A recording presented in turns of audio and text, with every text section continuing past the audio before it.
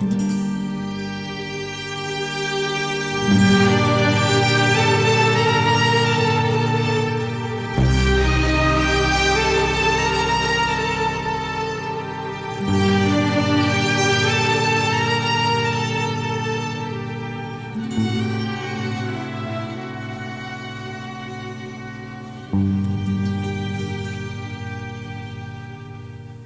logique de Port-Royal d'Antoine Arnauld et de Pierre Nicole était publiée en l'an 1662 sans nom d'auteur. C'est ainsi qu'on dénommait l'ouvrage Logique de Port-Royal en raison de l'abbaye janséniste qui portait ce nom. Un des auteurs, c'est-à-dire Antoine Arnauld de Port-Royal, avait déjà publié aussi une grammaire générale et raisonnée avec Claude Lancelot en 1660. Pour les auteurs de Port-Royal, la pensée s'exprime par les mots qui deviennent ainsi des signes. Il existe alors une théorie du signe qu'il importe de comprendre. Toutefois, on rapproche avec insistance et certainement avec raison, l'œuvre de Port-Royal à la philosophie de Descartes. Or, ce sur quoi Sana Kellil veut attirer notre attention est que l'œuvre participe à des filiations non toujours philosophiques d'autres auteurs des siècles lointains, dont saint Augustin, l'évêque d'Hippone du IVe et Ve siècle de notre ère. Hippone, dit aussi Annaba, se trouvant actuellement au nord-est de l'Algérie, était une des principales cités de l'Afrique romaine.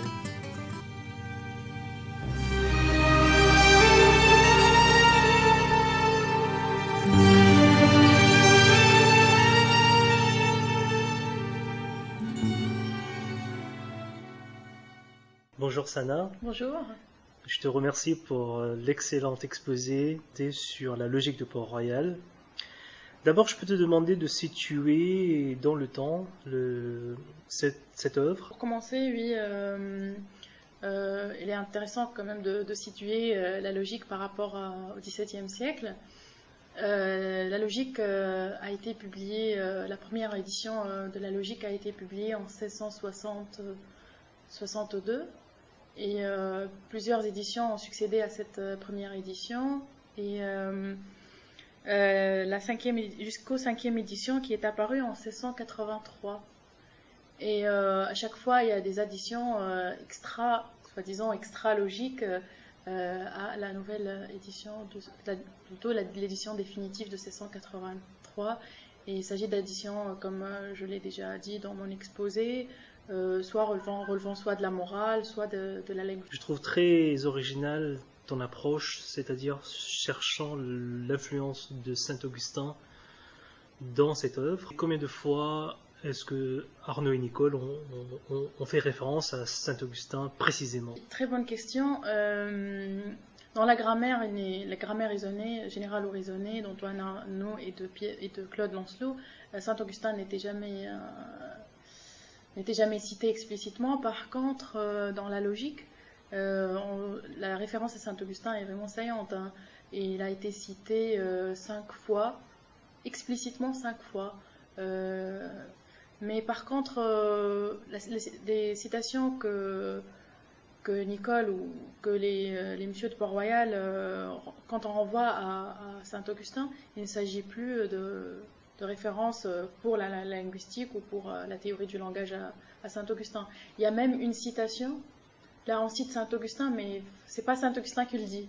On se réfère à Saint-Augustin, mais c'est pas Saint-Augustin qui le dit. C'est une mauvaise citation de Saint-Augustin. Oui, après c'est un travail, c'est mon travail de voir, d'analyser ces références, même si ces références, comme je t'avais dit, ne relèvent pas essentiellement de la réflexion augustinienne sur le langage. Mais il est nécessaire de voir comment les messieurs de Port-Royal, comment les messieurs lisent-ils Saint-Augustin et dans quelle perspective. Ça, c'est très intéressant. Mais par contre, Il est intéressant aussi de signaler l'existence de deux lettres là où les messieurs citent Saint-Augustin, mais cette fois, on le cite dans le langage, dans sa réflexion sur la linguistique.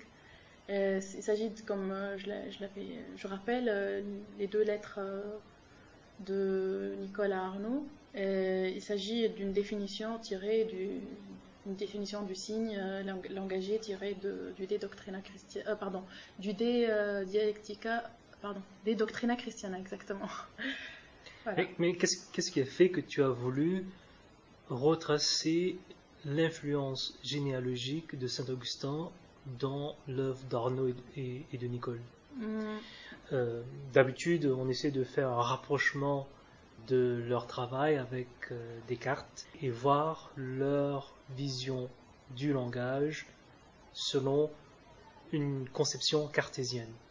Et ce que je trouve très intéressant de ta part, c'est écarter un peu cette approche traditionnelle et voir ici l'influence de Saint-Augustin. Une analyse que tu as trouvée nécessaire pour comprendre l'œuvre d'Arnaud et de Nicole.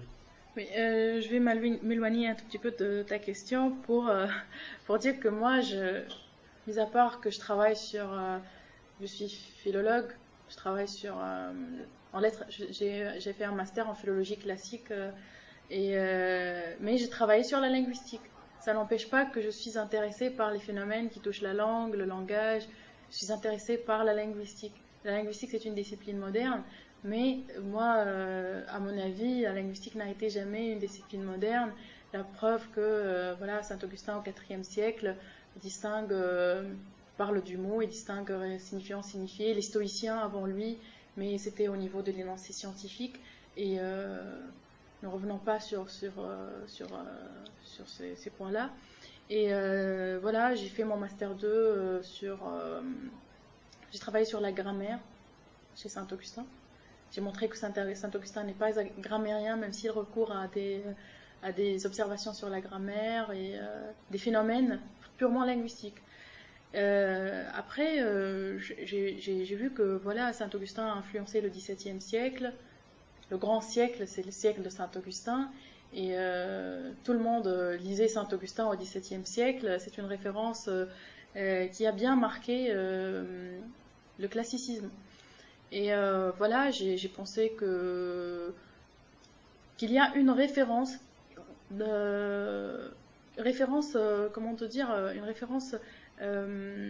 explicite. Moi, j'ai pensé que c'était une référence explicite de la théorie du signe augustinienne à Port-Royal. Mais finalement, en lisant la logique, j'ai constaté qu'il s'agit de concepts, théorie sur les idées, et malgré tout cela, je garde mon travail de philologue. Mon travail sera de dégager les sources qui auraient inspiré la logique. Michel Foucault, les travaux de Michel Foucault exactement et de Noam Chomsky ont montré que la théorie, disons linguistique, bien la théorie du langage à Port-Royal, est d'essence cartésienne.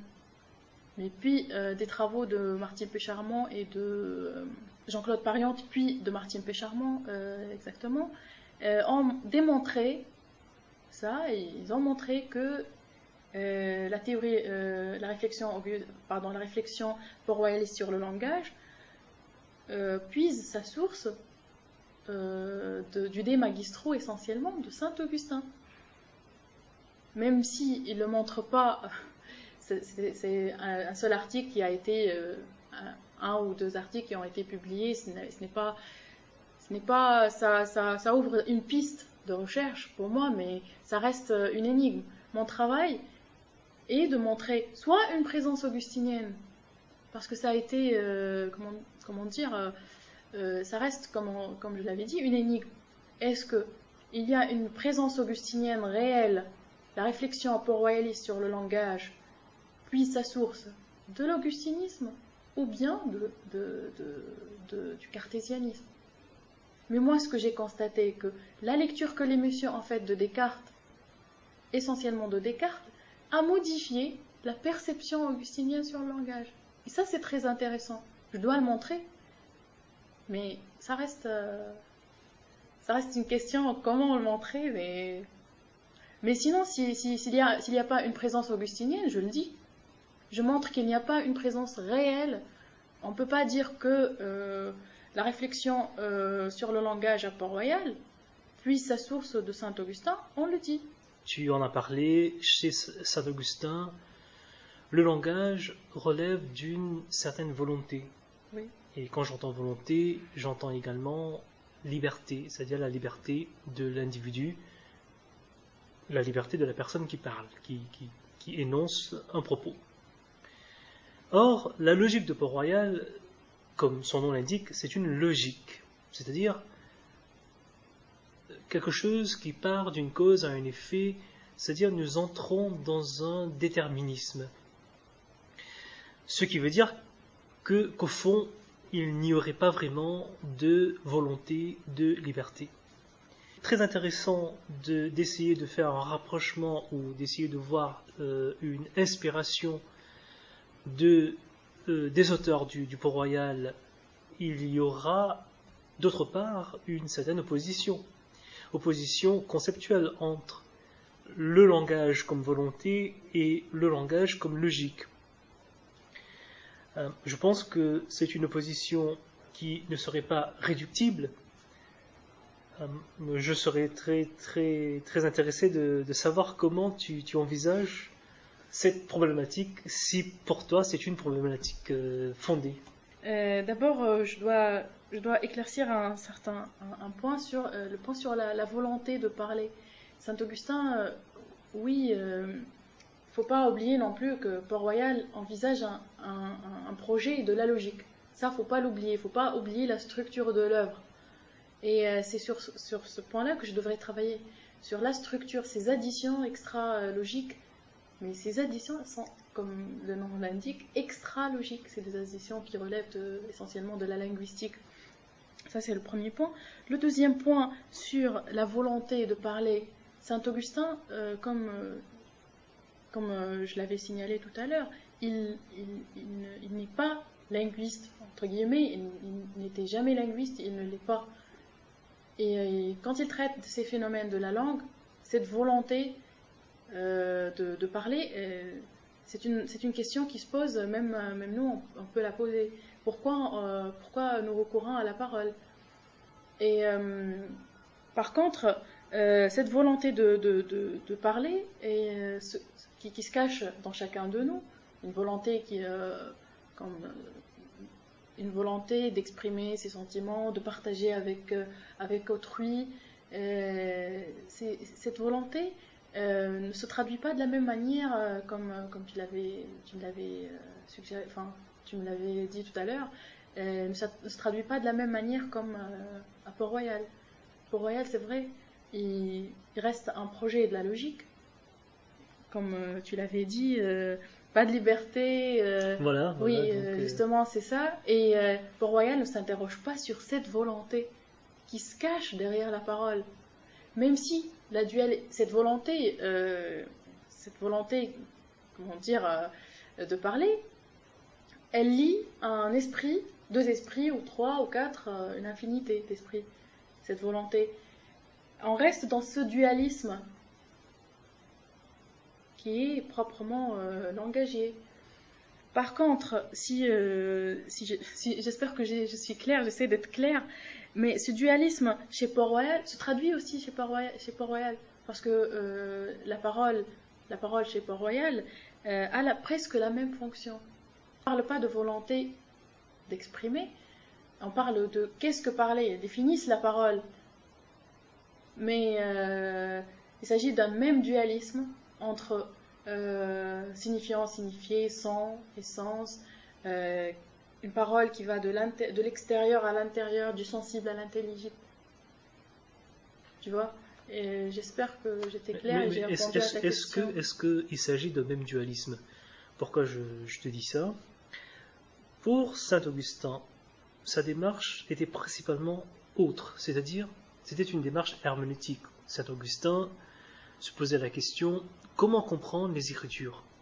Et pour ce faire, il fallait comprendre d'abord ce que c'est que le langage, oui. et notamment le langage humain. Oui.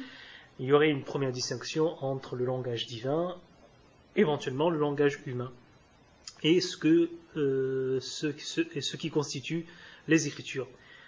Dans ce sens, saint Augustin s'inscrit dans une perspective herméneutique. Oui. C'est-à-dire que saint Augustin avait une finalité bien définie. Dans la vision augustinienne, il s'agit peut-être d'un dualisme entre l'esprit et, je dirais pas le corps, mais la matière, alors que dans le dualisme qui va retenir la modernité, qui va émerger avec Descartes, c'est l'âme plutôt et le corps. Oui, exactement. Mais c'est un dualisme qui porte à faux. Alors que saint Augustin était plus concerné avec l'esprit, dans le sens spirituel de l'esprit, Descartes est concerné avec l'âme dans le sens substantiel. C'est-à-dire, pour Descartes, l'âme était une substance. En apparence, il y a un dualisme, mais si on regarde de plus près, ces deux dualismes dont nous parlons ne sont pas les mêmes. Il y a un faux rapprochement entre les deux. De dualisme, je pars du signe langagé. Je parle du signe langagé. Tout d'abord, je parle du signe langagé. Un dualisme, oui, t'as raison. Mais je pense que oui, tu pars de Saussure, donc c'est un peu anachronique oui. de partir d'une conceptualisation saussurienne, oui. qui sera bien après, hein, on est déjà au XIXe siècle, l'arbitraire du signe entre le signifiant et les signifiés. Mais ce ne sera pas un anachronisme puisque je cite pas, mais je parle de arbitraire parce que saint Augustin il dit que le lien qui lie les deux c'est un lien conventionnel, un lien arbitraire qui n'a rien à voir avec, c'est une pure institution, la langue est une pure institution. Contrairement au Cratyle de Platon, on est déjà passé de ça, toute cette analyse sur les étymologies, tout ça, on trouve des liens, des étymologies, comment dire, qui font un peu rire.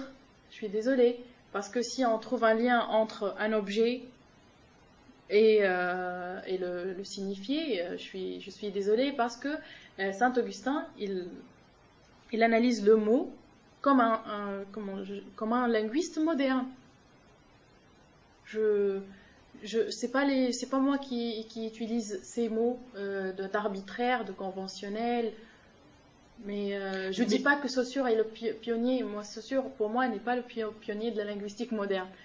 Il n'est pas le premier à avoir parlé de signifié, signifiant. Saint-Augustin, Saussure a distingué signifié et signifiant signifié, puis Émile Benveniste distingue signifié, le signifiant du signifié du référent. Ça devient le mot, on peut le schématiser comme un triangle. Avec Émile Benveniste, Saint-Augustin, au IVe siècle, distingue déjà le signifié du signifiant et le signifié du référent. Et c'est un point très, très important. L'arbitraire augustinien est un arbitraire conventionnel et historique, alors que l'arbitraire saussurien est un arbitraire très structuraliste. Oui. Donc on n'est pas encore dans le même arbitraire, parce que les présupposés ne sont pas les mêmes. Oui, c'est clair, oui.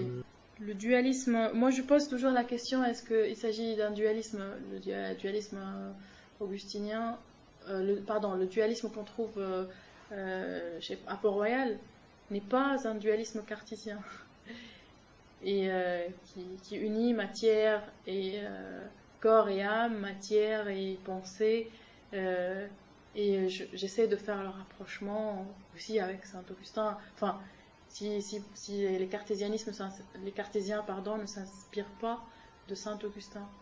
Et c'est des questions. Moi, j'ai pas fait de la philosophie, et je me trouve confrontée à beaucoup de questions philosophiques, des questions conceptuelles, et au bout d'un moment, j'essaie de cerner. C'est des questions malaisées à cerner. J'ai pas l'esprit philosophique, et j'essaie Oui, peut-être, moi je vais noter ça. Peut-être qu'il s'agit d'une... Peut-être c'est quelque chose à creuser. Mais ce que je voulais te demander, c'est dans quel sens est-ce que Saint Augustin nous aide à mieux comprendre la logique de Port-Royal. À l'époque de la logique de Port-Royal, nous sommes au début de la modernité, c'est-à-dire nous sommes en phase d'une rupture avec la pensée médiévale. C'est intéressant que des auteurs vont se pencher sur la langue parce que tout est remis en question à ce moment-là. Descartes lui-même va chercher le fondement même de la science, le fondement même de toute pensée. Nous connaissons la célèbre phrase de Descartes de « je pense donc je suis ». Donc, ce qui fait dire à Descartes quelque chose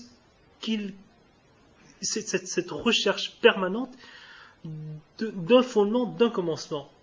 C'est une époque qui commence, c'est une ère qui commence. Et faisant suite à ça, d'autres auteurs, dont les auteurs de Port-Royal, vont réfléchir sur la langue. Quelle autre chose après qu'on s'est demandé quel est le fondement même de la science ou de l'existence, c'est de s'interroger sur la langue. D'où cette interrogation, cette interrogation qui travaille ces auteurs à ce moment-là. Tu as parlé, le mot est de toi, épistémé de Foucault. Nous sommes dans une époque qui a ses propres considérations. Cette rupture étant ce qu'elle est, comment est-ce que maintenant Saint-Augustin, qui lui est d'une autre épistémée, d'une autre ère, comment lui va faire irruption dans ce nouveau siècle, entre guillemets, qui commence, pour nous aider à comprendre cette logique qui se construit. Il ne s'agit pas de montrer comment se manifeste la réflexion augustinienne, comment se manifeste la réflexion augustinienne sur le langage, plus précisément dans l'œuvre de Port-Royal. Il ne s'agit pas pour moi de comprendre la logique, la structure de l'œuvre. Ce n'est pas mon objectif. Moi, mon objectif, je ne suis pas intéressée par... Enfin, je ne veux pas dire ça, mais je reste quand même... comment t'expliquer ça? Je garde le côté philologue en moi. Il s'agit pour moi de dégager des sources qui auraient été inspirées. Il ne s'agit pas pour moi de comprendre la logique, la structure logique de l'œuvre. D'accord. Il ne s'agit pas de faire la cohérence des choses. Non. Il s'agit de travailler, même si il faut garder en esprit qu'il s'agit d'un ouvrage sur la logique. Il ne faut pas oublier la structure de l'œuvre. Il ne faut pas oublier l'objectif des messieurs. Il est un projet de la logique. Un projet sur la logique, pardon. Ça, faut pas l'oublier, faut pas le nier, faut pas le négliger non plus, parce que ça nous aide à comprendre ces additions sur la linguistique. Mais pour la structure, moi, par exemple, la logique, il y a 4 parties dans la logique. Je me suis intéressée à quelques chapitres, quelques extraits que j'analyserai, que j'essaierai d'observer de près. Mais la structure de l'œuvre en soi, ou bien j'essaierai de comprendre la logique en soi, cette discipline, c'est pas mon objectif de travail. Peut-être plus tard, je m'intéresserai à la logique, mais comme discipline, comme œuvre peut-être, mais pour moi, il ne s'agit pas de mon travail.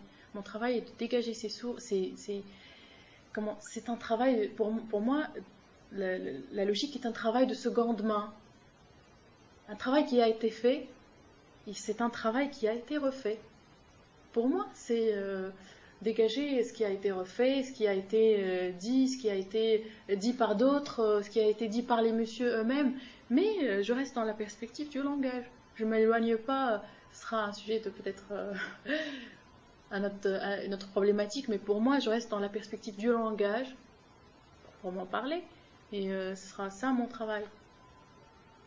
Tu as parlé d'une ambivalence intellectuelle. Oui. Tu peux nous expliquer davantage ce que tu entends par là? Oui, ambivalence intellectuelle. Tout simplement, c'est les malentendus qu'on peut créer avec la langue. Les sophistes, par exemple, la rhétorique, soi-disant, on peut tout dire, parce que quand on détient la langue, on détient tout. J'essaie de simplifier les choses. Et la problématique de la clarté du discours scientifique, plutôt cette question sur la clarté du discours scientifique, a été dite et redite depuis Platon jusqu'aux nos jours. C'est comment garantir cette clarté du discours scientifique. Il s'agit de pour les messieurs, ou bien pour Saint-Augustin aussi. Saint-Augustin a été confronté aux manichéens, Port-Royal aux jésuites, et ainsi de suite. Et il y a des manipulateurs de la langue. Et c'est à ça qu'on doit expliquer et dire que le langage est se compose de, etc. C'est dans cette perspective que les messieurs se lancent dans leurs observations sur le langage. Et quel est l'apport de l'œuvre de Port-Royal dans la linguistique moderne, contemporaine plutôt? Oui, bonne question. Pour la logique de Port-Royal, je ne sais pas si tu as déjà entendu parler de la grammaire générative. Oui. Oui. La grammaire, plutôt, il ne s'agit pas de la logique, mais plutôt de la grammaire. La grammaire générale et raisonnée de Port-Royal a beaucoup participé, soi-disant, d'inspirer cette grammaire générative. Voilà. Mais par rapport à la linguistique moderne, comme Saint-Augustin, Port-Royal, comme d'autres, il ne s'agit pas d'études purement linguistiques, d'études de la langue pour la langue. Il s'agit d'observations sur la langue, et c'est au service soit de la philosophie, soit de la logique, comme par exemple c'est le cas de Port-Royal, soit pour des observations théologiques. Et je ne sais pas si tu m'as déjà entendu parler de la querelle de la transsubstantiation. Oui, tu peux en parler davantage. Oui. Ces additions sur la logique, il y a un enjeu politique derrière. Pourquoi toutes ces additions? Pourquoi ces additions dans la logique et pas dans un autre ouvrage? Et pourquoi ces additions dans ce temps-là? Pourquoi les messieurs de Port-Royal, c'est une bonne question. Pourquoi on s'interroge pourquoi il y a eu 5 éditions d'un même ouvrage? Et c'est des additions qui répondent à une querelle de la transsubstantiation. Il s'agit d'une querelle sur la théologie. Qui a traversé tout le Moyen-Âge. Oui, et puis et sur ce point, on pourrait voir que la logique, ou bien les observations logiques, ou bien sur la grammaire, sur la langue à Port-Royal, ne sont pas faites pour la linguistique en soi, ou bien pour la logique en soi, ou bien c'est des additions, ou c'est des observations plutôt qui répondent à des fins théologiques, ou bien politiques, soi-disant. Parce que qui détient le langage, comme je l'ai dit, il détient tout. Et c'est très important sur ce point-là. Et il ne faut pas oublier non plus que les messieurs de Port-Royal ont traduisent l'écriture sainte. Et détenir le langage et pour éviter les mauvaises interprétations, pour éviter la manipulation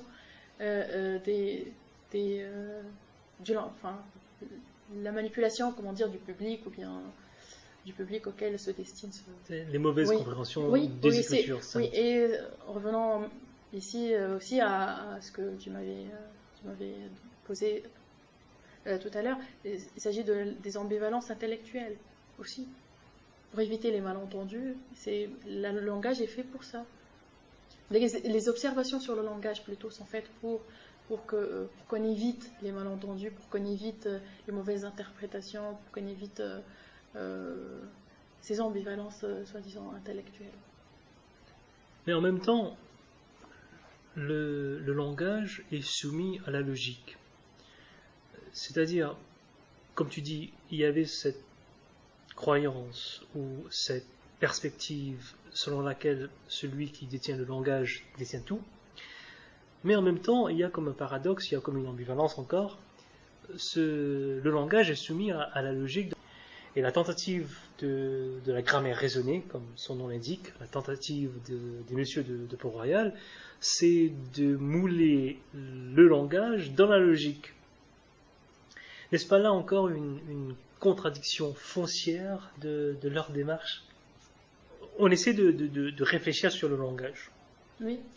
Et le langage est l'horizon ultime. C'est dans le langage que tout s'exprime, Oui. que nous pouvons comprendre la réalité. Mais en même temps, bien qu'il y ait cette perspective sur le langage, en même temps, ces auteurs-là, et d'autres encore, vont essayer de mouler le langage dans la logique.